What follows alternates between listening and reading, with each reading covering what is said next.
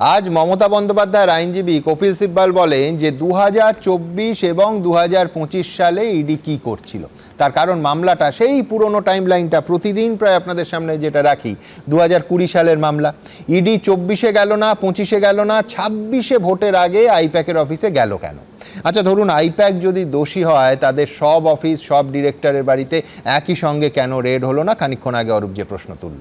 পাশাপাশি সুপ্রিম কোর্টের বিচারপতিরা কিন্তু এটাও একেবারে স্পষ্ট করে মনে করিয়ে দিয়েছেন যে কোনো কেন্দ্রীয় এজেন্সিরই ক্ষমতা নেই কোনো রাজনৈতিক দলের নির্বাচনী কাজে হস্তক্ষেপ করার। আবার উল্টোটাও, রাজনৈতিক দলেরও আইন মেনে চলা একটা তদন্তে হস্তক্ষেপের ক্ষমতা নেই। অর্থাৎ আমার পরের বক্তা কৌস্তব বাগচির কাছে আসবো। কৌস্তব, ইডি কেন শীত ঘুমে চলে গেছিল আর ভোটের আগে হঠাৎ কেন জেগে উঠল? না, জেগে ওঠাটা বেআইনি নয়, কিন্তু এই প্রশ্নটা আজকে সুপ্রিম কোর্টেও কিন্তু থেকে গেল। সুপ্রিম কোর্ট তো এটা বলেছে, এবং বলতে গিয়ে সুপ্রিম কোর্ট এই অর্ডারেও এই রিফ্লেকশনটা যখন বলছিল, এখন আমি জানি না অর্ডারের এখনো তো হার্ড কপি পড়ছিল না, এখনো সফট কপি এখন আসেনি, যেটুকু এই প্রসিডিংস থেকে পেয়েছিলাম সেখানে কত কোটি টাকার দুর্নীতি, কবে থেকে দুর্নীতি, কোন ফার্মের কি ইনভলভমেন্ট, এইসব ব্যাপার নিয়ে কথোপকথন হয়েছে। এখন এটার মধ্যে খুব একটা বিশেষত একটা ইনভেস্টিং এজেন্সি, তার পারভিউ আছে, সে কীভাবে ইনভেস্টিগেট করবে, কার কাছে কখন যাবে, সেটা তাদের পারভিউ।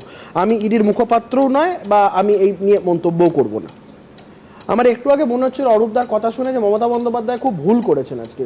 কপিল সিব্বাল, অভিষেক মনু সিংভি ছাড়া যদি আজকে অরূপদাকে যদি পাঠাতো, আর্গুমেন্টটা বোধহয় আরও ভালো হতো, সুপ্রিম কোর্টকে আরও ভালো কনভিন্স করতে পারতো, যেটা কপিল সিব্বাল বা অভিষেক মনু সিংভিরা পারে। দ্বিতীয়ত, এটা অরূপদা ইচ্ছা করে বললেন কি জানি না আমি, এখন ভাইপো পিসির একটা তো তথাকথিত একটা দ্বন্দ্বের ব্যাপার শোনা যায় পার্টির মধ্যে। এই কান টানলে মাথা আসে গোছের কথাটা, এখন ছোট ভাইপোকে টানলে পিসি চলে আসছে। আমি ছোট ভাইপো বলছি, যার বাড়িতে গেছিল আগে রেড করছে, ছোট ভাইপোকে টানতে গেলাম পিসি চলে আসছে। এই কথাটা কি কারণে বললো অরূপদা? কারণ এটা খুব খুব গুরুত্বপূর্ণ বিষয়, দেখার বিষয়, যে ভাইপোকে সমস্ত ব্যাপারে তিরিং বিরিং করতে দেখা যায়, সেই পিসির প্রায় আজকে একটা জেল যাত্রার সম্মুখীন হয়ে আছে, সে ভাইপো এখনো মুখে রাগ কাটছে না। না না, আজকেও তার সাথে না, আমি বলছি পিসি জেলে যাবে, ভাইপোর তো একদম তছনছ করে দেওয়া উচিত। সে ভাইপোকে কোথায় দেখা যাচ্ছে? কোথাও দেখা যাচ্ছে না। সাথে সাথে অরূপদারই স্টেটমেন্টটা কান টানলে মাথা আছে, খুব তাৎপর্যপূর্ণ। অরূপদা খুব পলিটিক্যাল মানুষ, এবং অরূপদা এই বিষয়গুলো খুব খুব তাৎপর্যপূর্ণ এই কথাগুলো। তারপরে কি সব ক্লাসিফাইড ডাটা ফাটার কথা বলছিল, আমার মনে হচ্ছিল এটা তৃণমূল কংগ্রেস, টিএমসি না এনআইএ, তাদের আবার ক্লাসিফাইড ডাটা, মাটির ভাঁড়ের আবার হ্যান্ডেল, তৃণমূলের আবার ক্লাসিফাইড ডাটা, যাদের গোষ্ঠীকন্দল, রাস্তার মধ্যে এ ওকে মারছে, এ তাকে ধরে মারছে, এরকম এই বিষয় চলছে, তাদের নাকি আবার ক্লাসিফাইড ডাটা। সুমনদা, সব থেকে ডিস্টার্বিং যে বিষয়টা, সেটা হচ্ছে আজকে আমাদের রাজ্যের মুখ্যমন্ত্রী, তার বিরুদ্ধে কি কি অভিযোগ? তার বিরুদ্ধে অভিযোগ হচ্ছে theft of digital evidences and documents, criminal trespass, causing disappearance of evidence। এগুলো হচ্ছে রাজ্যের একজন সাংবিধানিক পদে একজন বসে থাকা একজন মুখ্যমন্ত্রীর বিরুদ্ধে অভিযোগ করছে একটা কেন্দ্রীয় তদন্তকারী সংস্থা। তাদের বক্তব্যটা কি? তারা বলছে স্টেট পুলিশ সমস্ত ডকুমেন্টসগুলো নিয়ে গেছে, যেগুলো ইডি সিজ করে ইন্ডেক্স পর্যন্ত করে রেখেছিল, সমস্ত কিছু করে রাখার মতন অবস্থায়। যে বলছে না সকাল থেকে 12টা অবধি ততক্ষণ কি করছিল, একটা তো প্রসেস থাকে।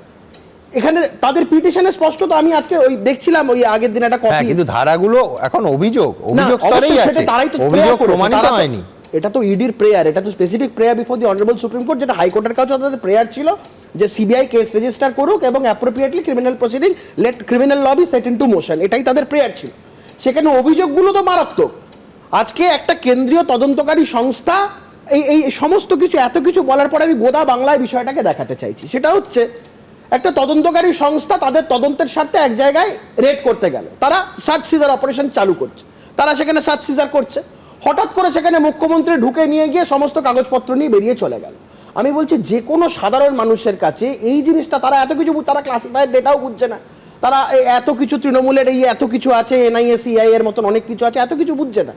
তারা দেখছে মমতা বন্দ্যোপাধ্যায় খালি হাতে ঢুকলেন, ফাইল নিয়ে বেরিয়ে যাচ্ছেন, মমতা বন্দ্যোপাধ্যায়ের পুলিশরা তারা কাগজ নিয়ে বেরিয়ে যাচ্ছে। তারা আরেকটাও ভাবছে যে ইডি কি নিধিরাম সর্দার, কচি খোকা, এটা ভাববে না?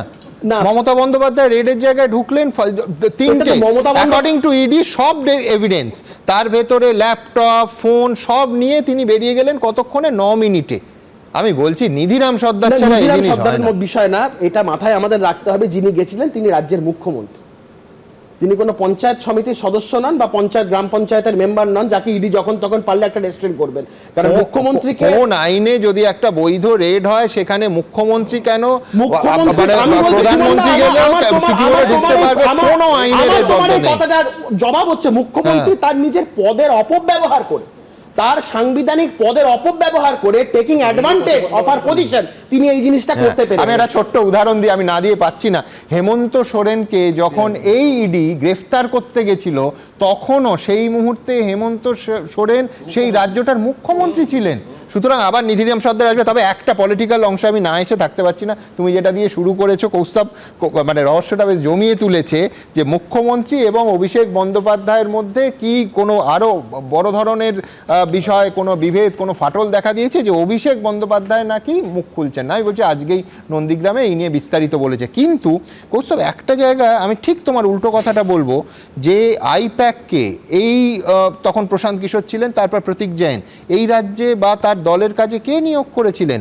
তুমি নবান্নের সেই দিনটা তোমার মনে থাকবে যখন অভিষেক বন্দ্যোপাধ্যায় ফিজিক্যালি প্রশান্ত কিশোরকে নিয়ে নবান্নে ঢুকলেন। আমি বলছি সেই আইপ্যাকের অফিসে রেড হলে যদি মুখ্যমন্ত্রী সেখানে দৌড়ে পৌঁছে যান, আমি তো বলবো যে যদি পলিটিক্যালি রিড করতে হয়, সত্যি মিথ্যে আমি জানি না, মুখ্যমন্ত্রী আর অভিষেক বন্দ্যোপাধ্যায়ের মধ্যে কোনো বিভেদই নেই, বরঞ্চ দুজনে মানে একই সঙ্গে কাজ করছেন। অভিষেকের আনা সংস্থারকে বাঁচাতে বা সংস্থার রেডের সময় মুখ্যমন্ত্রী যাওয়া মানে তো আমি বুঝি যে ফাটলই নেই। এবিপি আনন্দ এগিয়ে থাকে, এগিয়ে রাখে।